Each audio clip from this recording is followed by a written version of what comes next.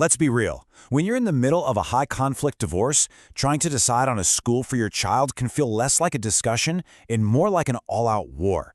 It's not just about academics, is it? It's about control, it's about stability, and it's about what you believe is best for your child's entire future. The arguments just go round and around. Does that feel familiar? That feeling of being totally stuck in a loop where every single conversation just turns into another fight and you know your child is the one caught in the middle?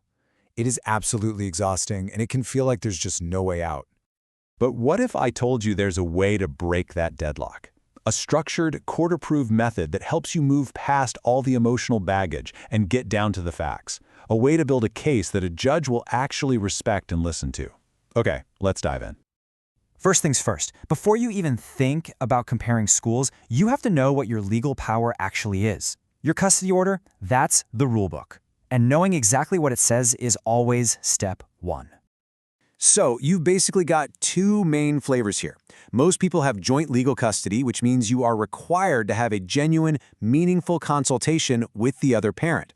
Now, in high-conflict situations, this often gets twisted into a weapon, right? To stonewall, to delay, to just make life impossible. Then you've got sole decision-making. This is where one parent gets to be the tiebreaker, but, and this is so important, only after consultation. That one little word after is everything, because if that parent just goes rogue and makes a big decision without any discussion, a court can, and believe me, often will, take that power away. And hey, don't forget, you and your ex might not be the only ones at the table here. A court may have appointed a guardian ad litem or maybe a parenting coordinator. And if your child has an individualized education program, that IEP team has a huge say. All these voices matter, and their input can really shape the final decision. Okay, now we're getting to the absolute core of this. The secret to breaking the stalemate is to get out of the emotional weeds and start thinking objectively. This is where the 14-point framework comes in. You should think of this as your toolkit for building a logical, child-first case that a court can actually understand and work with. 14. Just remember that number. That's how many critical factors you need to systematically, and I mean systematically, compare for every single school you're considering.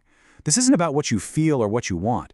It's about what you can prove is best for your child across a whole bunch of different criteria.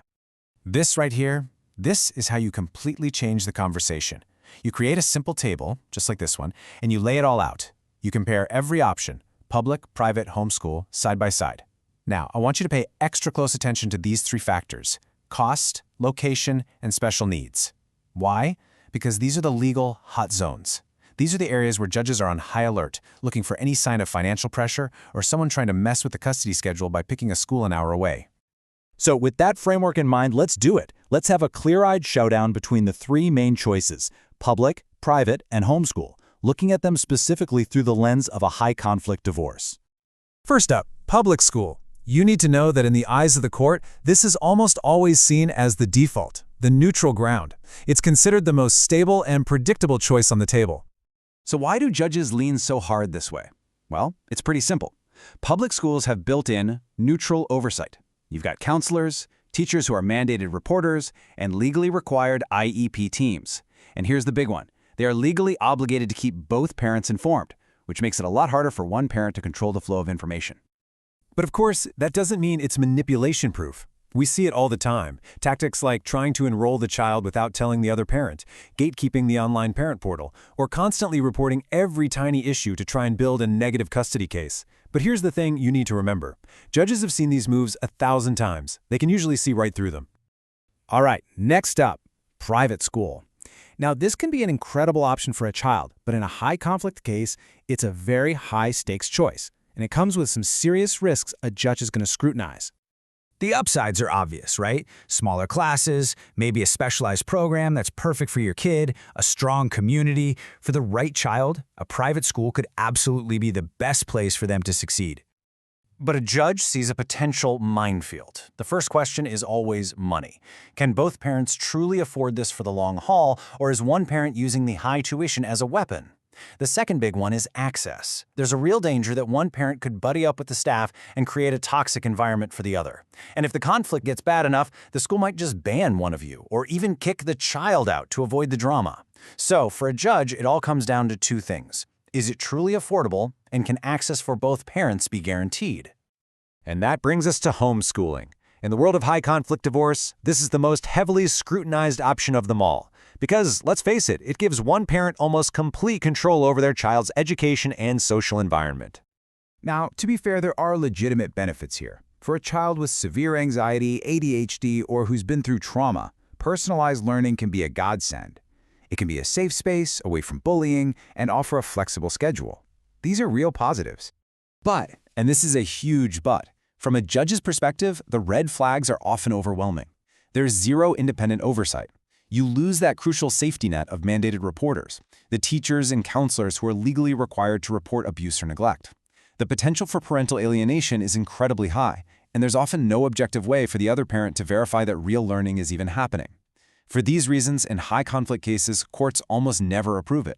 So you've done your analysis. You've picked the school you think is best. Now what? You have to stop thinking like a parent fighting a battle and start thinking like a judge looking for a solution. It's all about how you present your case. So what does that actually look like? Well, the method courts love to see is actually pretty simple. 1. List all the viable school options, not just your favorite. 2. Build that 14-factor comparison table we talked about. 3. Exchange written, fact-based proposals with the other parent. Following these steps shows the judge that you're reasonable, you're collaborative, and you're focused on your child, not on winning. And if you're wondering where judges typically land, this chart pretty much says it all.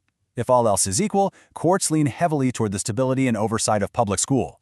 Private school is a maybe, but only if affordability and access are slam dunks. And homeschool? In a high-conflict case, it's a very, very distant third. It's almost never going to get a green light.